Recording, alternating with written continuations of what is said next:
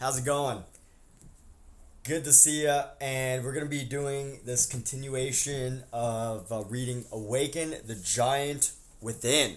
So, in a moment here, we'll get started.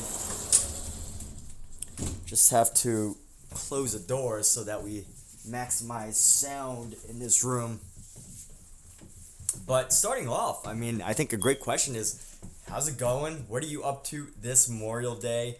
Because if you were to ask me what this book was about, I would say that it is ultimately about you. Now, there's a lot of books you might read, and you'll hear ideas like, "Oh, well, it's a book about cats," or it's a book about a fiction book about a wizard kid who goes on to save the world, or it's a book about how to set goals in your life. But what this book is really about is it's really about you. It's written in such an interesting way that gets you totally involved and engaged into this idea of how to take immediate control of your mental, emotional, physical, and financial destiny.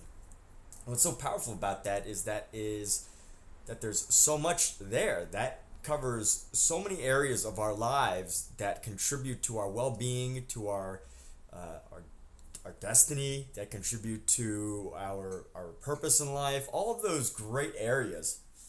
And yeah, I could talk about this book. It has like research on some of the ideas of how to motivate yourself, how to influence, how to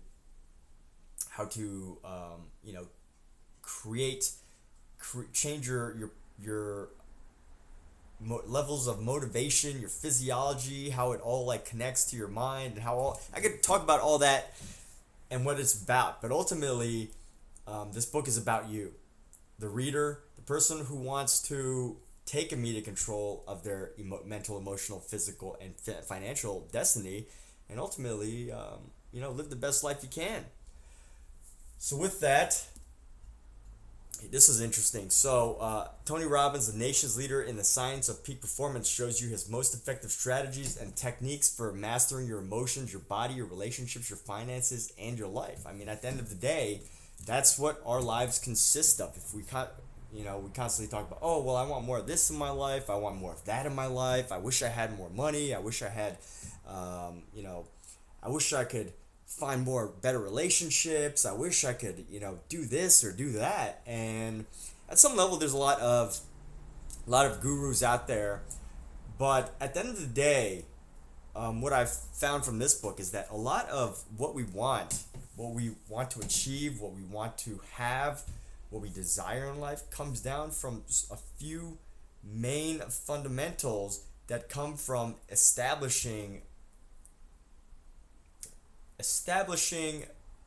certain ways of living, whether it be losing weight, or whether it be attracting the person that you want, or whether it be getting a raise at your job, or making more money, or fulfilling a personal ambition or goal.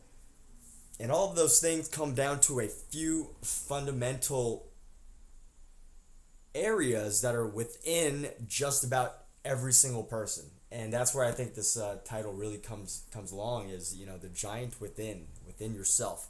And when I say it's about you, it's written in a way that you get an opportunity to feel like there's someone sitting across from you, sharing stories, asking you questions, engaging you in a conversation about what it is that you truly want from life, what you want, what you feel is holding you back, and what you can literally do right now in this very moment to get closer to your goal than you were before. And with that, you can ultimately take control of your life. So we've had much of that so far, up to about a quarter of the way done with this book, a third of the way done with this book. So we're going to go ahead and continue this read. And let's see, from here, where do we end off? Here, we ended off with a quote, so we'll start with that same exact quote. We know too much and feel too little. At least we feel too little of those creative emotions from which a good life springs. Anyone can continue to feel good if they already feel good, or if they're on a roll.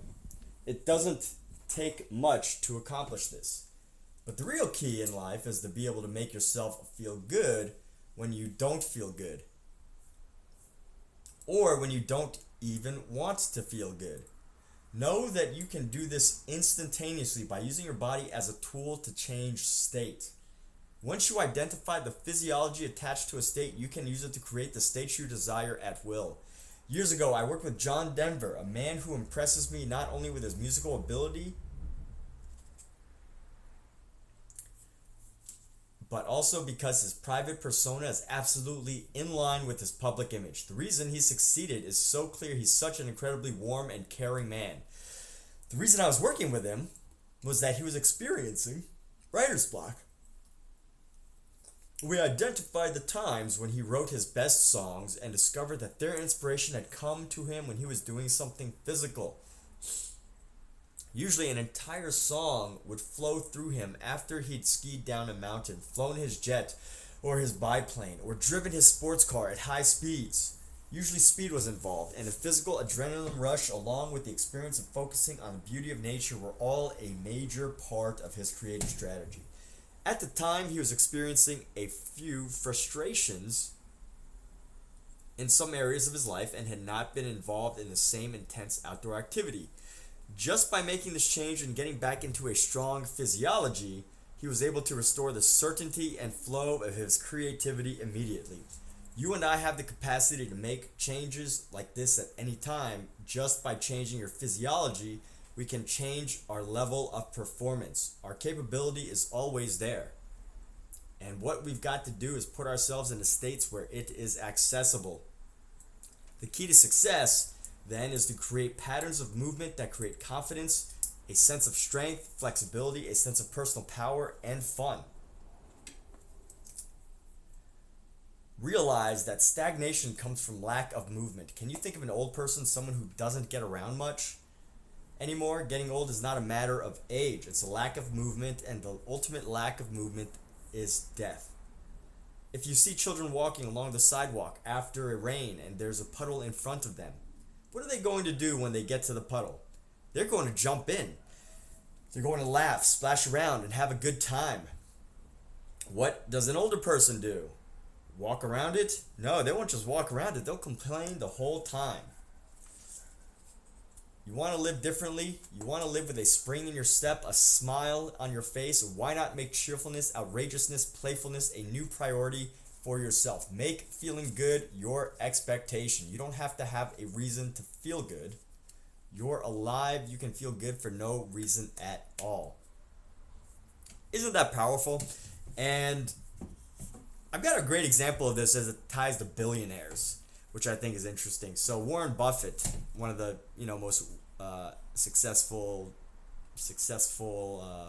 asset allocators on the planet who has ever lived, has this concept that he talks about that he does is tap dancing to work. I think he made it into a book too. I haven't read it, but it's one of those books that discusses his concept of tap dancing to work. This idea that you might think is silly, doing something fun because you feel good every day and doing it as you go to work. So that's really interesting to me that, a concept like this is being adopted at, if your goal is financial at those levels. And I'm sure that there are a lot of happy people all throughout levels of financial success who are doing a variety of this, whether it be going for a run, skipping, dancing, all of those things, whatever those are. And yours might be something different. So to continue, focus, the power of concentration. If you wanted to, couldn't you get depressed at a moment's notice? You bet you could. Just by focusing on something in your past that was horrible. We all have some experience in our past that's pretty bad, don't we? If you focus on it enough and you picture it and think about it, pretty soon you'll start to feel it. Have you ever gone to an awful movie? Would you go back to that awful movie hundreds of times? Of course not. Why? because it wouldn't feel good to do this. Then why would you go back to the awful movies in your head on a regular basis? Why watch yourself in your least favorite roles, playing against your least favorite leading lady or man? Why play out business disasters or bad career decisions again and again? Of course, these B movies are not limited only to your past experience. You can focus on something right now that you think you're missing out on and feel bad. Better yet, you can focus on something that hasn't even happened yet and feel bad about it in advance. Though you may laugh at this now, unfortunately, that's what most of us do day to day. If you wanted to feel like you were in ecstasy right now, could you? You could do this just as easily. Could you focus on or remember a time when you were in absolute, total ecstasy? Could you focus on how your body felt? Could you remember it with such vivid detail that you are fully associated to those feelings again? You bet you could. Or you could focus on things you're ecstatic about in your life right now, on what you feel is great in your life. And again, you could focus on things that haven't happened yet and feel good about them in advance. This is the power that goals offer and why we'll be focusing on them in chapter 12. Whatever we focus on becomes our idea of reality. The truth is that very few things are absolute. Usually, how you feel about things and the meaning of a particular experience is all dependent upon your focus. Elizabeth, the woman with multiple personality disorder, had been in pain constantly. Her escape route was to create a new personality for each incident that had to be handled emotionally. It allowed her to change her focus by seeing the problem through somebody else's eyes. Yet she still felt pain even after integration. It wasn't until she learned how to control her state by consciously changing her physiology and her focus that she was able to take control of her life. Focus is not true reality because it's one view. It's only one perception of the way things really are. Think of that view, the power of our focus, as being a camera lens. The camera lens shows only the picture and angle of what you are focused on. Because of that, photographs you take can easily distort reality, presenting only a small portion of the big picture. Suppose you went to a party with your camera and you sat in one corner focused on a group of people who were arguing. How would that party be represented? It would be pictured as an unpleasant, frustrating party where no one had a good time and everyone was fighting. And it's important for us to remember that how we represent things in our minds will determine how we feel. But what if we were to focus your camera on another end of the room where people were laughing and telling jokes and having a great time? It would be shown to have been the best party of all, with everyone getting along famously. This is why there's so much turmoil over unauthorized biographies. They are only one person's perception of another's life, and often this view is offered by people whose jealousy gives them a vested interest in distorting things. The problem is the biography's view is limited only to the author's camera angle, and we all know that cameras distort reality and that a close-up can make things look bigger than they really are. And when manipulated expertly, a camera can minimize or blur important parts of the reality. To paraphrase Ralph Waldo Emerson, each of us sees in others what we carry in our own hearts. This is such an interesting one because, and it's all interesting, I say that a lot, but I think we see this more now in social media, particularly this idea of knowing what to focus on with your camera. And this book was written in sometime, I think like the 80s or the 90s, maybe 2000. Let's take a look at the and a lot of this stuff still stands true for sure. But let's see, 1991, copyright 1991. So it was built on the ideas that were made in probably the 70s, the 80s, over the course of his career. So with that thought in consideration, thinking about this idea of the certain photographs, when we look on social media, that's only a small portion of someone's life, just a tiny, tiny portion that they choose to present. And we all know this at this point. But what I think is even more interesting is not only is that an image that people can choose to portray, but there's also this image of life, of ourselves, of these other things, of our work, our career, our perceptions of our bosses, our coworkers, our friends, our relationships, events, situations, all these things. And we can focus on them just like a camera. When we replay a scenario in our mind, when we replay an idea, a moment, a situation, all those events, the events that we tend to focus on are the things that are going to form our opinions of those events. Meaning is often a matter of focus. If you've scheduled a business meeting and someone is not there on time, how you feel is based strictly on what you focus on. Do you represent in your mind that the reason they are not there is that they don't care, or do you interpret it as they're having great difficulties in getting to the meeting? Whichever you focus on will definitely affect your emotions.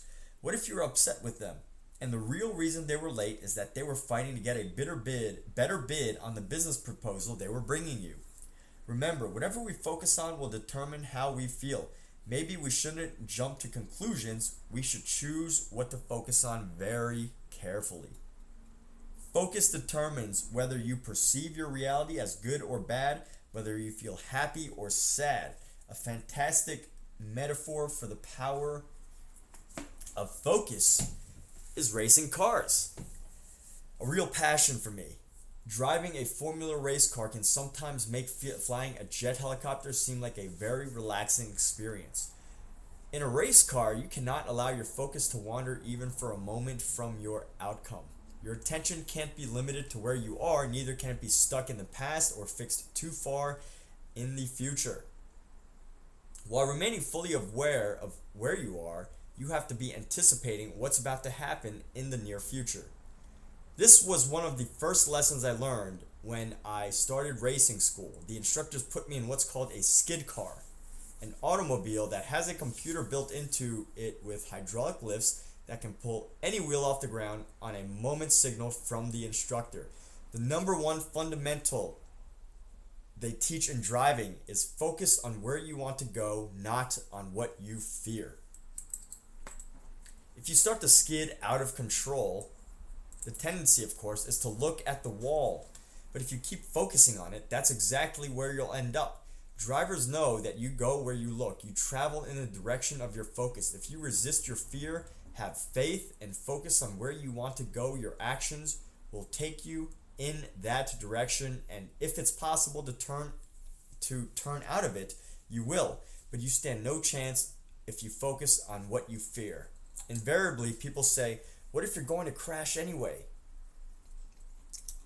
The answer is that you increase your chances of focusing on what you want.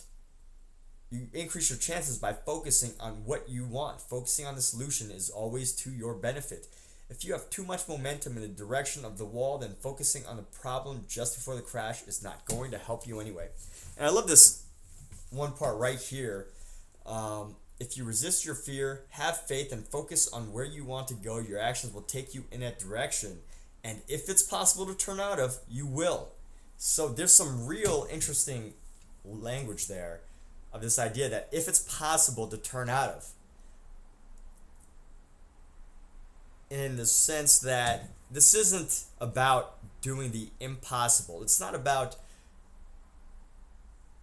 doing the impossible, but if it is in any way possible, it can happen. That's a quick summary right there. So with that, we'll move on. When the instructors first explained this to me, I nodded my head and thought, of course, I know all about this. After all, I teach this stuff. My first time out on the road, I was screaming along, and all of a sudden, unbeknownst to me, they pushed the button. I started to skid out of control. Where do you think my eyes went? You bet. Right at the wall. In the final seconds, I was terrified because I knew I was going to hit it. The instructor grabbed my head and yanked it to the left, forcing me to look in the direction I needed to go. We kept skidding and I knew we were going to crash, but I was forced to look only in the direction I wanted to go. Sure enough, as I looked in that direction, I couldn't help but turn the wheel accordingly. It caught at the last moment and we pulled out. You can imagine my relief. One thing that's useful to know about all of this, when you change your focus, often you don't immediately change direction. Isn't that true in life as well? Often there's a lag time between when you redirect your focus and when your body and your life experience catch up. That's all the more reason to start focusing on what you want quicker and not wait any longer with the problem. Did I learn my lesson? No. I'd had an experience, but I had not created a strong enough neuro association. I had to condition in the new paradigm. So sure enough, the next time I headed for the wall, the instructor had to loudly remind me to look at my goal. On the third time though, I turned my head deliberately and consciously. I trusted it and it worked. After doing it enough times, now when I go into a skid, wham, my head goes where I want it to go. The wheel turns and my car follows. Does this guarantee I'll always succeed by controlling my focus? No. Does it increase my chances? 100-fold. The same thing is true in life. In later chapters, you'll learn some ways to make sure you're conditioning your focus to be positive. For now, realize that you've got to discipline your mind. A mind out of control will play tricks on you. Directed, it's your greatest friend. Here's another good idea to summarize. It's easy to get down on ourselves on a regular basis, to say, if we're trying something new, if we're going into a new fitness routine, if we're learning a new skill, like snowboarding. I was learning how to snowboard, and I had to fall a bunch of times. And most people have probably tried something like that, like skateboarding. You probably got an example in your life: skateboarding, snowboarding, rollerblading, riding a bicycle, learning to walk. You probably don't remember learning to walk, but any other skill, you've probably failed dozens and dozens of times. Yet, because you were passionate about it, you were dedicated enough to learn it, you were interested in it enough, you're willing to put in the effort that it took to build the habits to help you succeed. I mean, we all have these examples. If we're walking, if we're able to tell a joke at home, if we're able to make a family member laugh, if we're able to keep someone engaged in a conversation, if we're able to make $1 million, if we're able to, anything, right? Whether, depending on where you're at.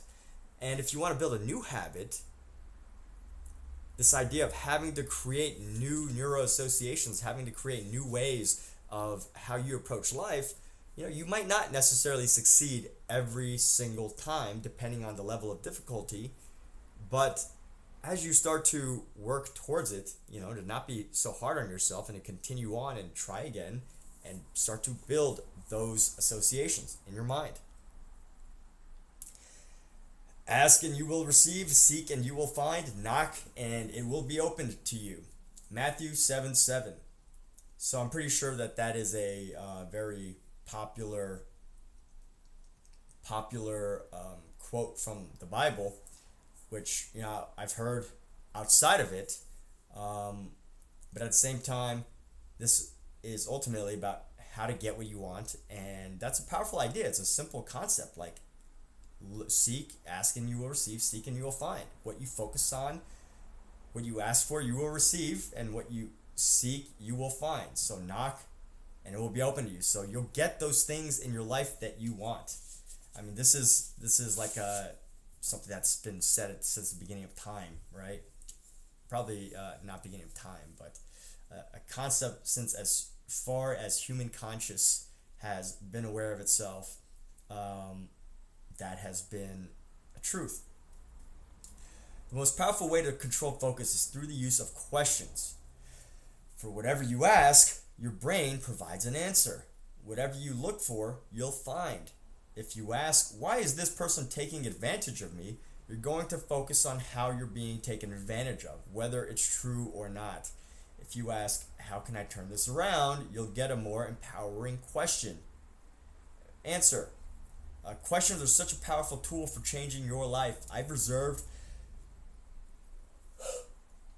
the next chapter to talk exclusively about them. They are one of the most powerful and simple ways to change the way you're feeling about virtually anything, and thus change the direction of your life at a moment's notice. Questions provide the key to unlocking our unlimited potential. One of the best illustrations of this is the story of a young man who grew up in Alabama. About 15 years ago, a 7th grade bully picked a fight with him, punched him in the nose, and knocked him out. When the boy regained consciousness, he vowed to get revenge and kill the bully. He went home, grabbed his mother's .22, and set out to find his target. In a matter of moments, his destiny hung in the balance. With the bully in his gun sight, he could simply fire and his schoolmate would be history, but at that very instant, he asked himself a question. What will happen to me if I pull the trigger?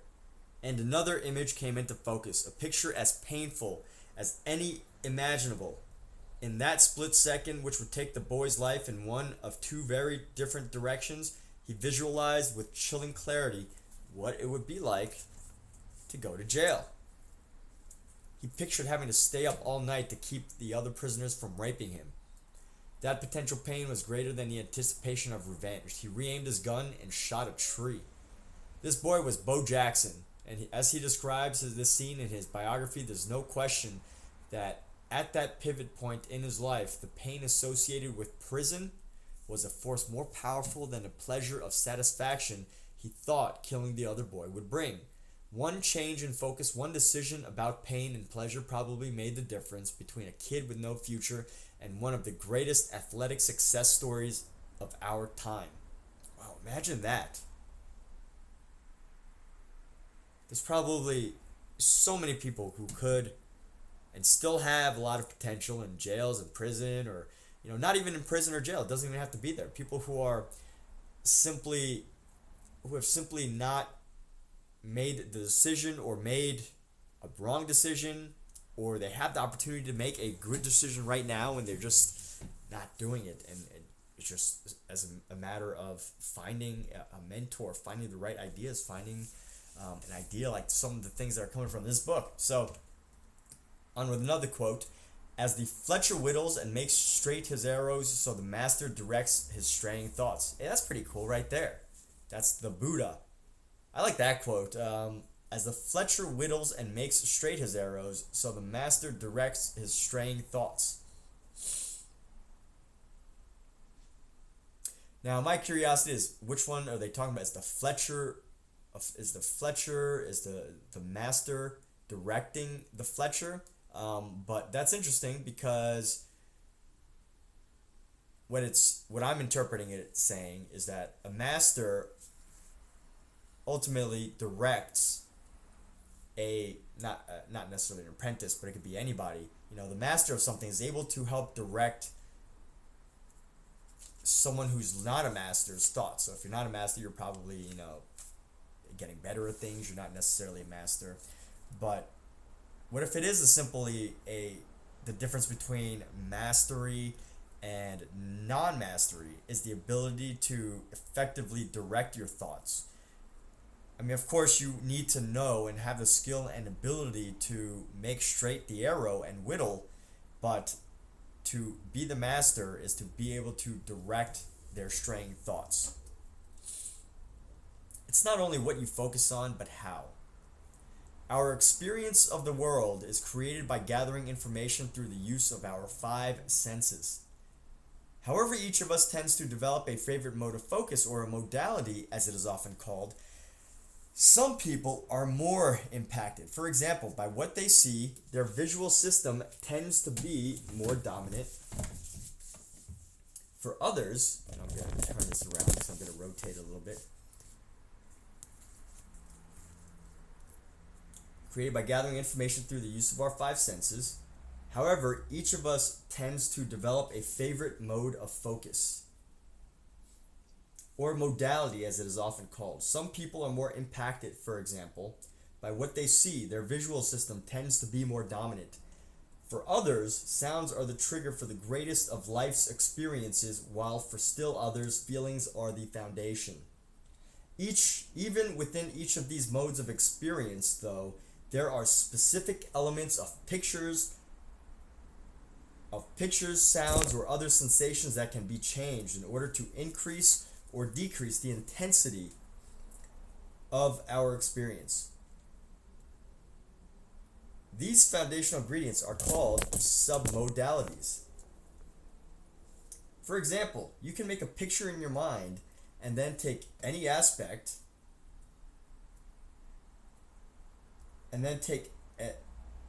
for example, you can make a picture in your mind and then take any aspect of that image, a submodality, and change it to change your feelings about it. You can brighten the picture, immediately changing the amount of intensity you feel about the experience.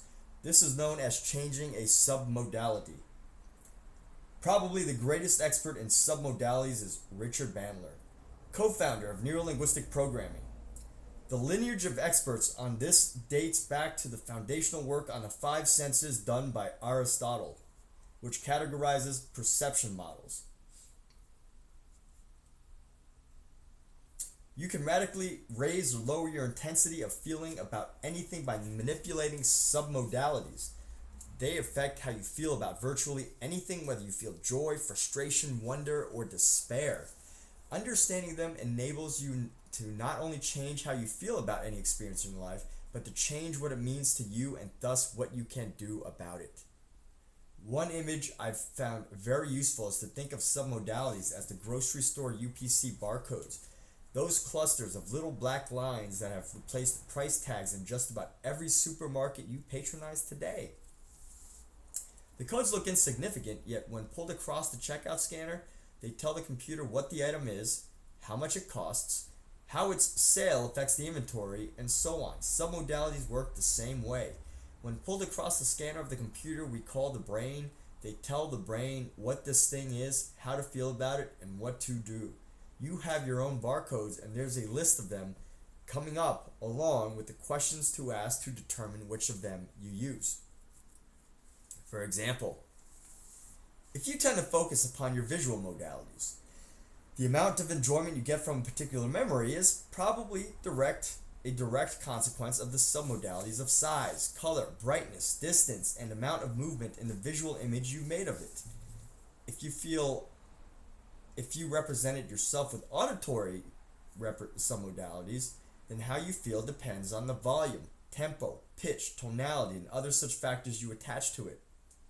For example, in order for some people to feel motivated, they have to tune in a certain channel first. If their favorite channel is visual, then focusing on the visual elements of a situation gives them more emotional intensity about it.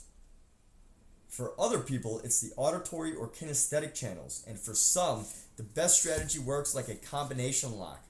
First, the visual lock has to be aligned, then the auditory, then the kinesthetic.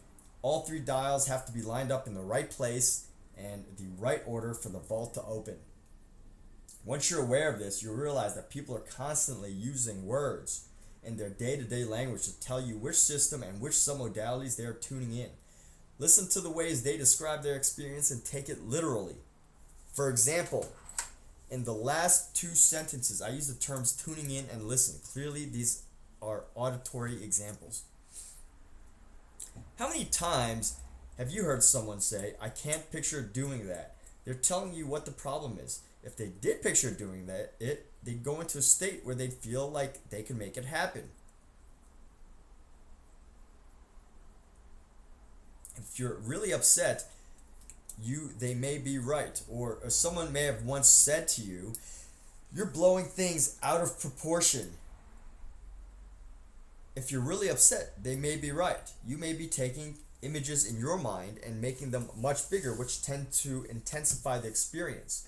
If someone says, "This is weighing heavily upon me," you can assist them by helping them feel lighter about the situation and thereby get them in a better state to deal with it. If someone says, "I'm just tuning you guys out," you've got to get them to tune back in so they can change states. Our ability to change the way we feel depends upon our ability to change our submodalities. Those are some great examples, by the way. We must learn to take control of the various elements with which we represent experiences and change them in ways that support our outcomes. For example, have you ever found yourself saying you need to get distance from a problem? I'd like you to try something. If you would, think of a situation that has challenged you currently. Make a picture of it in your mind. Then imagine pushing that picture farther and farther away from yourself. Stand above it and look down upon the problem with a new perspective. What happens to your emotional intensity? For most people, it drops. What if the image becomes dimmer or smaller? Now take the picture of the problem and make it bigger, brighter, and closer. For most people, this intensifies it. Push it back out and watch the sun melt it. A simple change in any one of these elements is like changing the ingredients in a recipe. They're definitely going to alter what you finally experience in your body. Although I spoke about submodalities in great depth and unlimited power, I'm reviewing the topic here because I want to make sure you grasp this distinction. It's critical to understanding much of the other work we'll be doing in this book. Remember, how you feel about things is instantly changed by a shift in submodalities. For example, think of something that happened yesterday. Just for a moment, picture that experience. Take the image of this memory and put it behind you. Gradually push it back until it's miles behind you, a tiny dim dot far off in the darkness. Does it feel like it happened yesterday or a long time ago? If the memory is great, bring it back. Otherwise, leave it there. Who needs to focus on this memory? By contrast, you've had some incredibly wonderful experiences in your life. Wow. Yeah, that's really powerful. Like when people say like, hey, you got to really push that. People say like, I've really pushed the memory into the back of my mind. I mean, that's an example of people putting an idea like this into practice without even knowing it. I mean, maybe some people have had the training when they say that, but applying this concept of fully engaging our senses and our visual senses, our auditory senses, our kinesthetic senses, our touch, our feelings, all of these things. And when you know how somebody acts in these situations, whether you've heard of it like a visual learner, a auditory learner, a kinesthetic learner, when you know how somebody is or how they learn, how they experience, how they live, there's a lot of power in that, in knowing these things. And especially not just helping people, but also for yourself. Yeah, that's super great. I mean, here's a question. What submodalities help you? What would you say is your preferred method of learning or engaging the senses? Another way of asking this question is when you're out and about and having conversation, talking about your problems, what type of words are you saying? Are you saying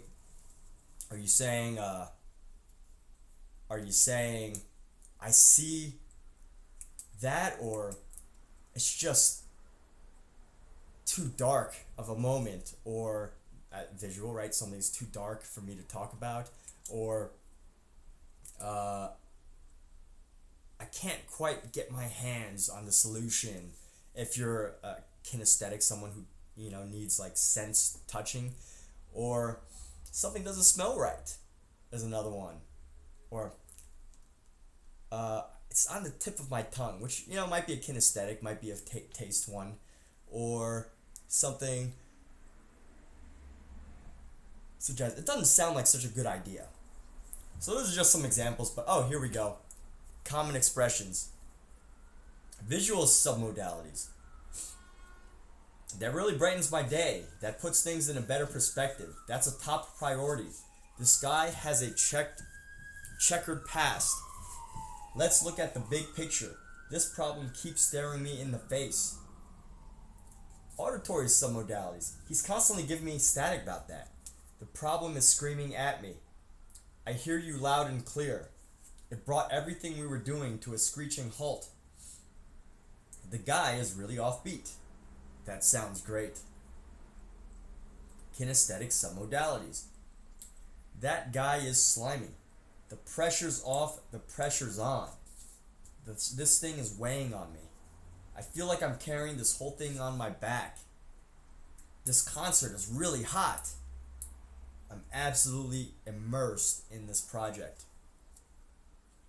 Think of one right now, one that happened a long time ago. Recall the imagery of that experience. Bring it forward, put it in front of you. Make it big, bright, and colorful. Make it three-dimensional. Step into your body as you were then and feel that experience right now as if you were there. Does it feel like it happened a long time ago? Or is it something you're enjoying now? You see, even your experience of time can be changed by changing submodalities.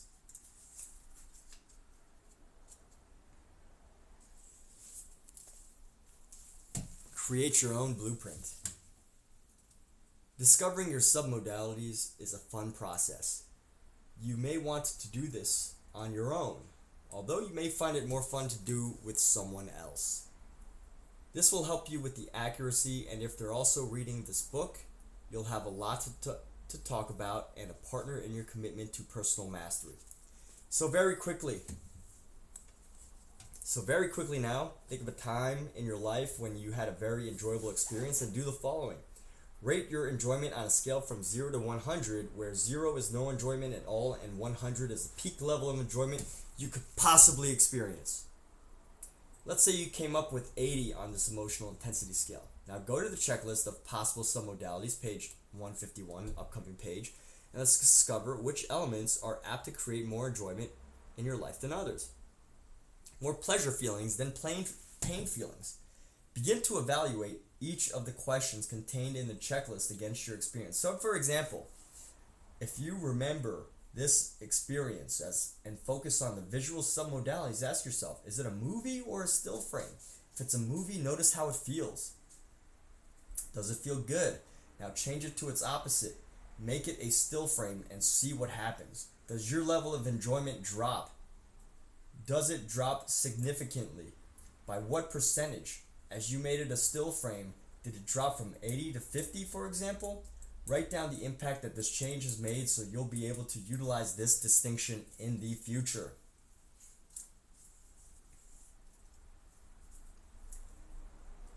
Then return the imagery to its initial form. That is, make it a movie. Again, if that's what it was, so you feel like you're back at 80 again. Then go to the next question on your checklist. Is it in color or in black and white? If it was in black and white, notice how that feels. Now again, do the opposite to it. Add color and see what happens. Does it raise your emotional intensity higher than 80? Write down the impact this has upon you emotionally. If it brings you to a 95, this might be a valuable thing to remember in the future. For example, when thinking about a task you usually avoid, if you add color to your image of it, you'll find that your positive emotional intensity grows immediately. Now drop the image back down to black and white. And again, notice what happens to your emotional intensity and what a big difference this makes. Remember to always finish by restoring the original state before going on to the next question. Put the color back into it. Make it brighter than it was before until you virtually awash in vivid color. In fact, brightness is an important submodality for most people. Brightening things intensifies their emotion. If you think about the pleasurable experience right now and make the image brighter and brighter, you probably feel better, don't you? Of course, there are exceptions. If you're savoring the memory of a romantic moment and suddenly turn the lights on full blast, that might not be entirely appropriate. What if you were to make the image dim, dark, and defocused? For most people, that makes it almost depressing. So make it brighter again. Make it brilliant.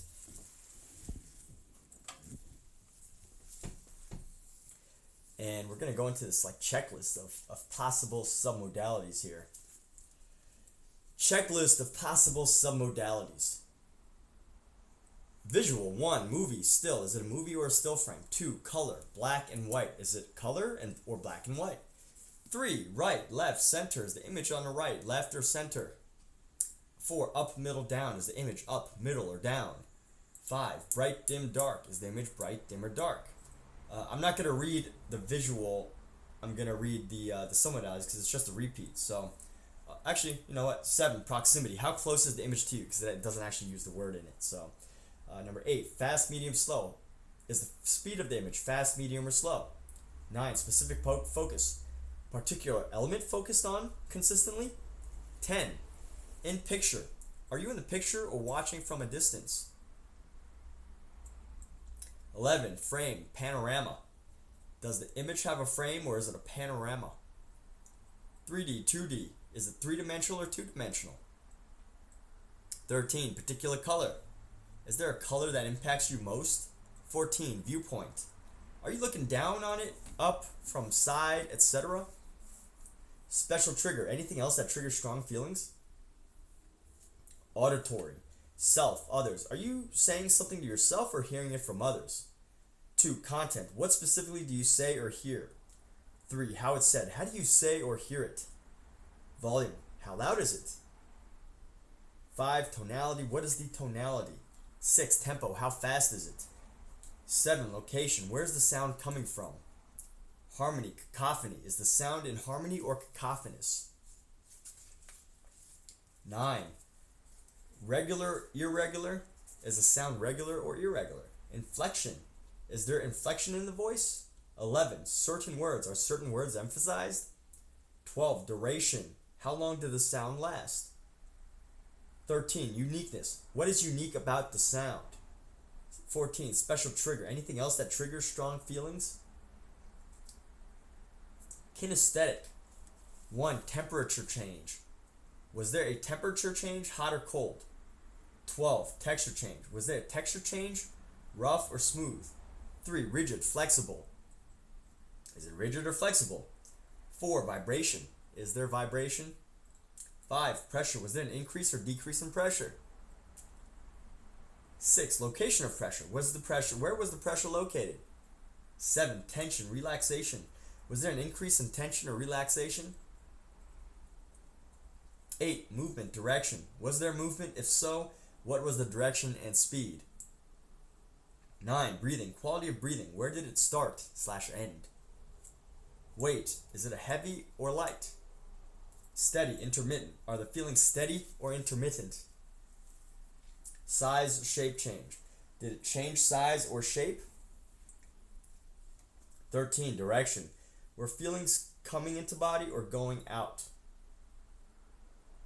14, special trigger. Anything else that triggers strong feelings?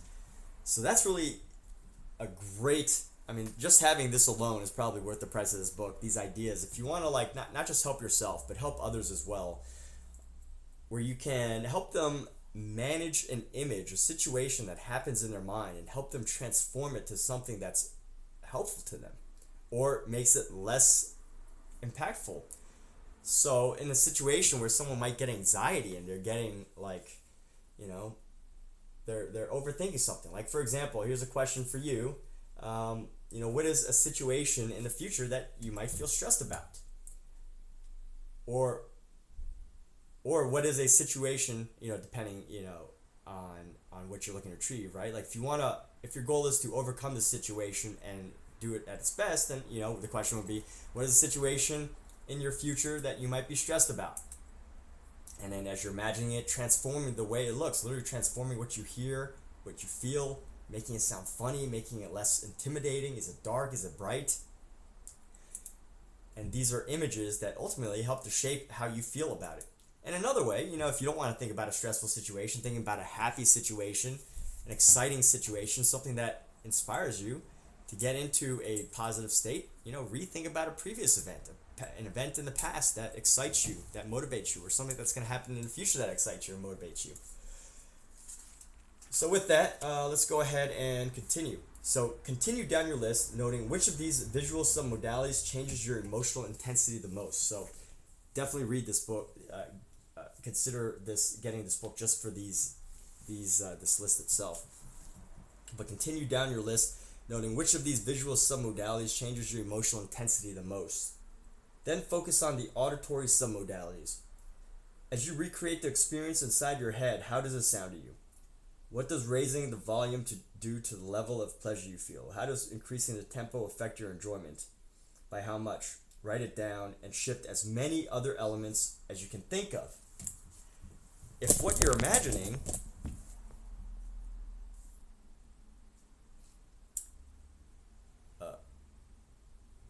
let's see.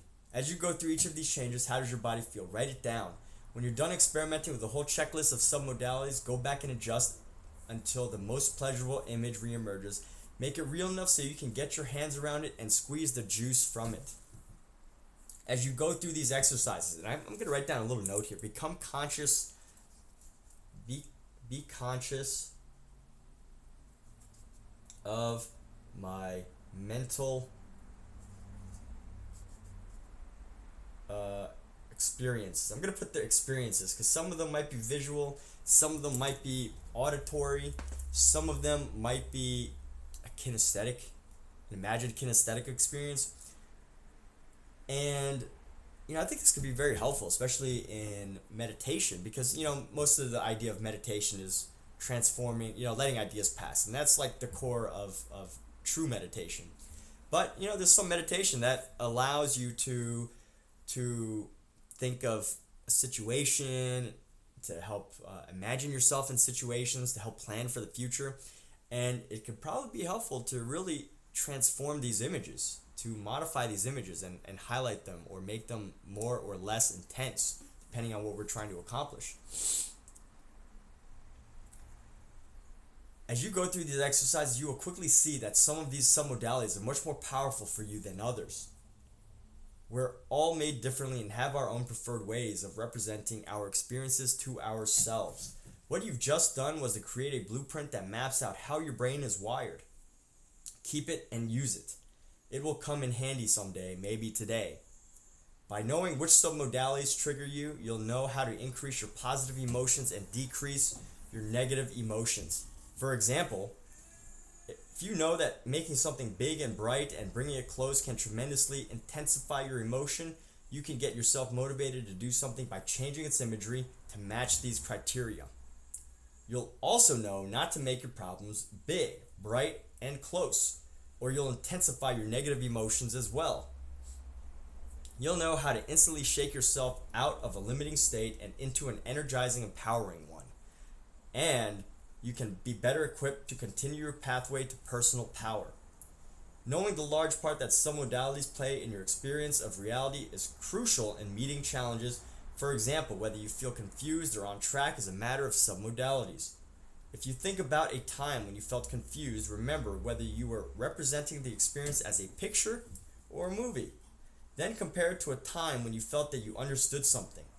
Often when people feel confused, it's because they have a series of images in their heads that are piled up too closely together in a chaotic jumble because someone has been talking too rapidly or loudly. For other people, they get confused if things are taught to them too slowly. These individuals need to see images in movie form to see how things relate to each other. Otherwise, the process is too disassociated. Do you see how understanding someone's submodalities can help you to teach them much more effectively? The challenge is that most of us take our limiting patterns and make them big, bright, close, loud, or heavy, whichever submodalities we're most attuned to, and then wonder why we feel overwhelmed. By the way, welcome to this video, or this live stream actually. Thank you for tuning in. There's a conversation happening in this book, and it's ultimately about submodalities. I don't know if you know what submodalities are, and we're nearing the end of this idea actually, so I'm going to finish up this paragraph real quick. If you've ever pulled yourself out of that state, it's probably because you or somebody else, Alexa, off. It's probably because you or somebody else took that image and changed it, redirecting your focus. You finally said, oh, it's not that big a deal. Or you worked on one aspect of it, and by doing so, it didn't seem like such a big project to tackle. These are all simple strategies, many of which I laid out in Unlimited Power. In this chapter, I'm expecting you to whet your appetite and make you aware of them. So this book covered so many ideas just now, And it's ultimately about this idea of submodalities. So I'm gonna go ahead and share like a summary of it, since you're tuning in after, and I'm about to end the stream. And it's this idea that the situations, the experiences that we have in our mind, it's really interesting. Like, situations in your mind. Like, right now, think of a situation, an event in your past that just made you absolutely ecstatic, that you were just so happy about. For me, I can remember a time when I was a kid when I got a Blastoise. I know this sounds silly, but I finally got a Pokemon card of my favorite Pokemon as a kid. And, just thinking about that image, everything was so bright. The lights were shining through the doors. The card was all bright and shiny and blue, and I was absolutely ecstatic about it. It was one of the happiest moments of my childhood, interestingly, right? Because it was rare and all that jazz. But for you, a question for you, so you can have the experience of understanding what a submodality is think of a time in your past that you were totally ecstatic, that made you incredibly happy, that you just were jumping for joy or laughing with joy. Or if you're not even a laugher or jumper, you're just like a stoic, internal laugher. Think of a moment that made you happy. And with that moment, wonder about what were the sounds. Are you hearing things, or are you visualizing? Were they sounds? Was it someone telling you that you did something great, or was it something someone handed to you? Was it the way somebody gave you a hug that you needed? Whatever that is, think about that moment. And now think about all these submodalities. So submodalities are the different elements within that experience. So how loud or quiet the voice was, or how bright or dim the lights were, or how soft or hard the touch was, or how heavy the weight felt, or how soft the bed felt, or how bright the colors were, how vivid the faces were. All those things, those are the submodalities, the things within an image. And here's what's even more powerful is right now you can even change those. If you were to make that image or that idea, that sound, like louder or softer, the image bigger and brighter and more exciting with more colors, it can be very helpful. Or it can change the way you feel about that situation, right? Maybe it's just even a bit more exciting, or you're more engaged in the moment. And here's where it can help you, that this book discusses, that's really interesting, is, you don't just need to relive the past to, feel good about yourself, right? You want to know what it's going to help you do in the future, what it's going to help you do today, right now, tomorrow, whenever. So here's an example, right? Like, think of a situation in the future that you're maybe stressed over, that you have to do. Maybe you have to go see your brother-in-law or your mother-in-law, or you have to go hang out with a friend, and there's another friend there or there's another person there that that's going to be there that you don't really like and stressing you out. Maybe you're getting anxiety, or you have a test coming up, which I think school's out, so you probably don't have a test, but maybe you have a presentation at work. Whatever that idea is, whatever this situation in the future that maybe you feel a little nervous about, you're going to do it. You have to do it, but you just might feel a little nervous about. And, play that situation in your head, because you're probably doing that already. If you're nervous about it, you're probably thinking, oh, well, Bill is going to be there, Jimbo is going to be there, Nancy, Maria, Sierra is going to be there, whatever. And you're thinking, okay, well, I'm going to be in this office. It looks like, there's going to be whatever, like, whatever you see in your mind. I don't want to give too many more ideas, but how do you see it? Is it dark? Are you giving a presentation in a dim, dark room where people are staring at you with like angry eyes, or if that's the case, can you change it? Can you transform this image? You have the power to literally transform what you imagine that future to be like right now, to change how you're going to feel about it. So if you see it with a bunch of happy people smiling and totally excited that you're there with the lights, just, if you like lights, of course, with the lights just shining on you, and you've got the stage and you're ready, prepared for that presentation, ready to go, and you've got it, then that's going to change that entire experience right now for you. Or let's go back to the example of having to, you're feeling anxious about having to go see somebody, talk to a lawyer, go to a party, and you're going to see your ex. I don't know, whatever it is.